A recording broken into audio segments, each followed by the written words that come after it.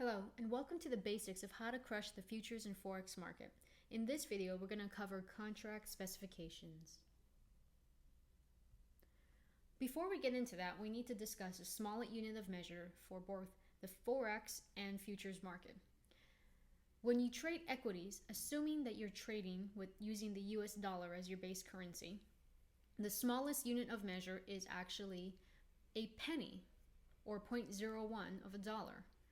When you're trading the forex market, the smallest unit of measure is called a pip, which stands for a point in percentage. Now, the minimum pip is 0.0001 for all currencies except the Japanese yen, which is 0.01.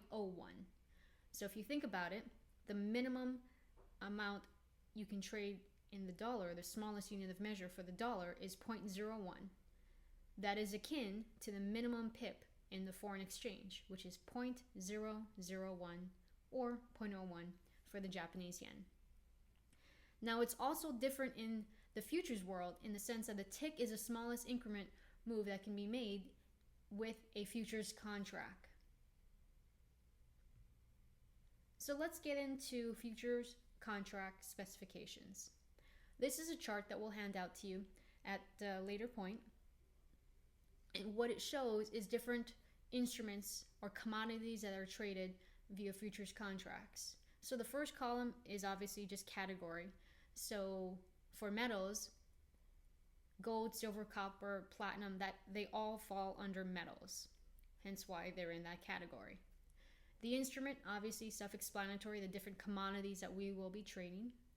The next column, the opening time.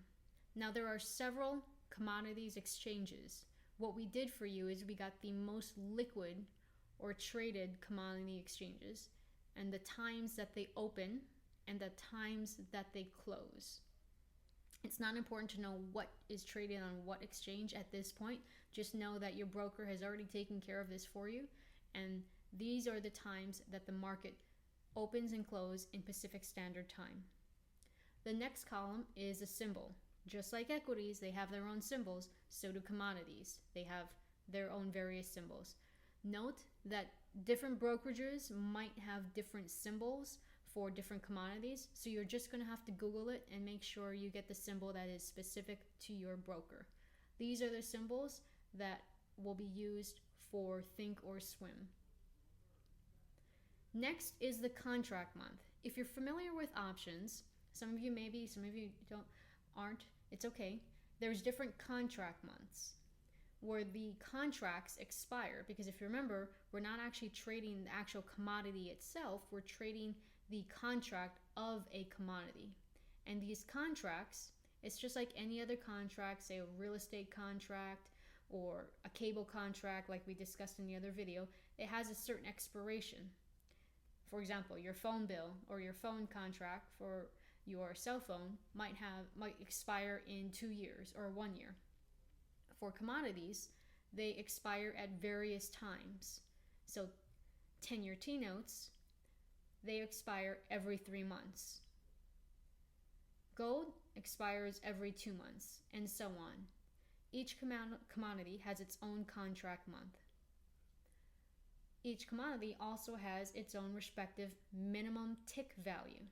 So if you remember, for equities, the minimum tick is, or the minimum traded amount is 0.01. For Forex, the minimum amount, or the minimal smallest unit of measure is 0.0001 or 0.01 for the yen. For futures, the minimum tick varies for each commodity, as you can see in this column right here. Now this is where it gets a little bit interesting, the tick value. So in the futures world, every tick has its own value. Now if you relate it to equities, every movement or the minimum amount, we already know what it is. It's 1 penny. If it moves up, it moves a penny again, or it moves up $1. We know inherently, because we use $1 every day, that a move up, how much that's worth. But with a tick, 1 tick might be worth $5. Or it could move up instead of increments of 0.01, it could move up in increments of 1. Hence, and that one tick equals $5. Or it can move up in increments of 0.25. So the next move we'll see is 0.5. The next move we'll see is 0.75, and so on. And each movement of 0.25 equals $5. So that's what we need to wrap our brains around, that every single commodity has its own minimum tick and minimal tick value. The next column you'll see is a multiplier. The multiplier is very easy to calculate. We've done it for you. You don't need to use it right now per se, but you're going to use it when we calculate risk management. And all it is, you can see the correlation already. It's 5 divided by 1 equals 5. 5 into 0.25, 20. 12.5 divided by 0.25, 50.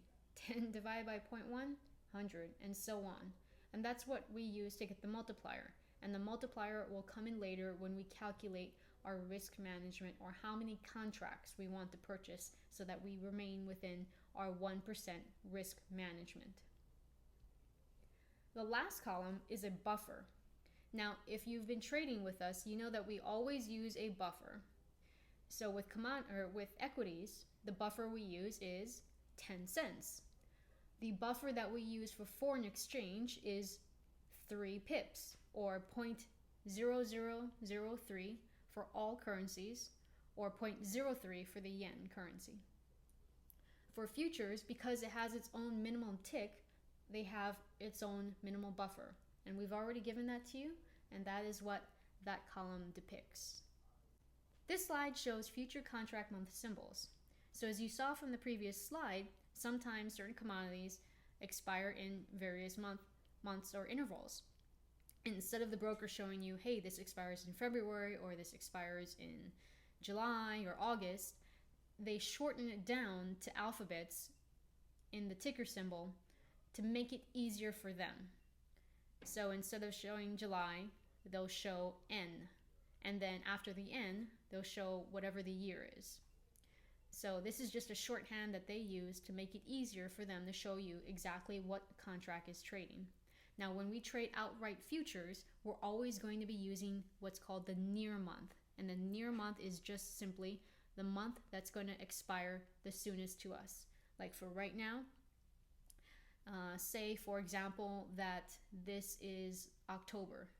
If the October contract hasn't already expired, the next near month is going to be November, and so on and so on. Thanks, and we'll talk to you again soon.